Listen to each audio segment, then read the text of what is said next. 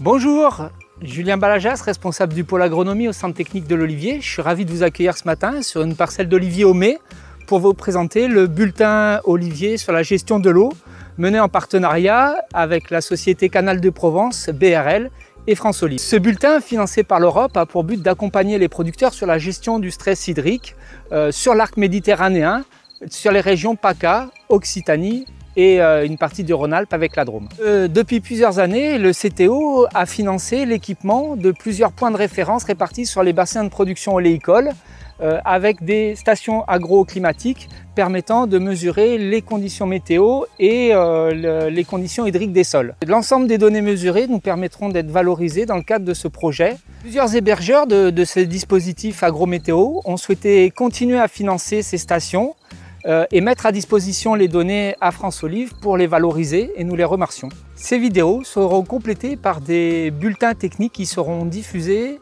sur les sites des 3 partenaires afin de vous présenter la situation générale agroclimatique des zones de production de l'olivier avec des focus sur quelques points de référence qui vous permettront d'avoir une vision globale de la diversité des situations de production. Bonjour, Alice Rachmadou, Société du Canal de Provence. Comme Julien vous l'a expliqué, cette année nous allons vous accompagner tout au long de la saison pour la gestion de votre stress hydrique. Pour cela, afin d'avoir un cadre méthodologique assez simple et qui permettra de comparer les différents sites de référence, nous avons décidé de couper la saison en 5 périodes, de l'historique de ce qui s'est passé au moment du repos hivernal pendant la période 1, suivi de la période 2 de croissance printanière que nous avons bien entamée depuis quelques semaines.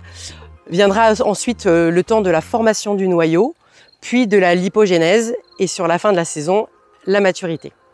La période 1, sur aussi bien la région Occitanie que la région Provence, s'est caractérisée par un grand déficit de pluie. La période 2, qui commence à partir du 15 février avec le réveil des oliviers, a été marquée d'abord par un mois de mars extrêmement chaud sur l'ensemble des zones, avec la sécheresse qui a continué.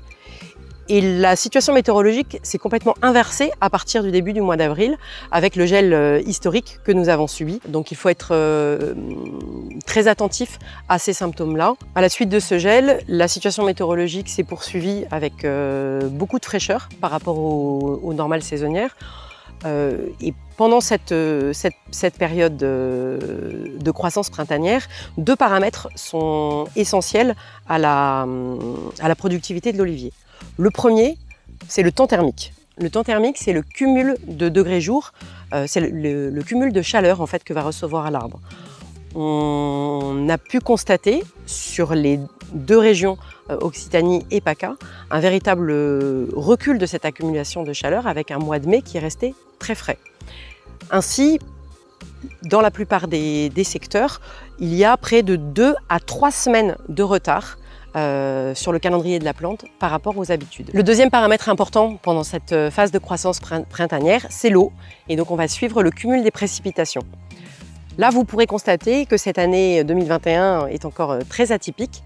Si nous comparons la situation des précipitations en 2020 et en 2021, on s'aperçoit qu'après cette forte sécheresse hivernale, nous avons été gâtés par des pluies printanières assez importantes sur toute la région PACA, avec des cumuls de pluie qui vont aller jusqu'à 250 mm pour la période d'avril-mai. En revanche, une certaine vigilance doit être de mise dans des secteurs, notamment en Occitanie, par exemple dans l'Aude, où les cumuls de pluie ont été extrêmement faibles depuis le début de l'année. Donc au bilan, nous avons des pluies printanières assez importantes sur l'ensemble de la région PACA et avec des déficits de pluie dans certaines zones, notamment dans l'Aude, où très peu de pluies sont tombées pendant cette période extrêmement importante du printemps. Qu'en est-il de la gestion de l'irrigation? À la suite des déficits hivernaux, beaucoup d'entre vous ont, à raison, commencé leurs irrigations au mois de mars et au mois d'avril.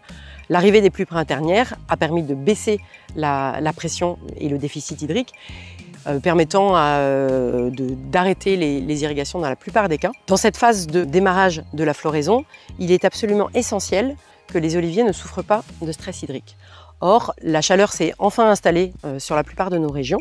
Nous avons pu constater depuis une dizaine de jours que les sondes de sol commencent à s'assécher avec une vitesse d'assèchement assez rapide. Ainsi, nous préconisons sur la plupart des sites de commencer à réduire le stress hydrique. Plusieurs outils sont à votre disposition. Le premier, réduire l'enherbement, tondre, le détruire, qui permettra d'éviter la concurrence entre l'olivier et l'herbe. Le deuxième, surtout pour les zones qui ont reçu moins de 100 mm ou moins de 150 mm de pluie sur les 2 derniers mois, de commencer les irrigations. Pour tous, préparez-vous d'ici une dizaine ou une quinzaine de jours, suivant ce que la météo et le ciel nous donnera. Il est fort probable que nous vous recommandions de commencer la campagne d'irrigation. Sur cette période à risque, vous retrouverez les bulletins techniques sur les sites internet de nos partenaires, France Olive, BRL et la société Canal de Provence. Nous continuons également nos recherches sur la thématique de la gestion de la ressource en eau pour les oliviers. Nous vous souhaitons une bonne campagne.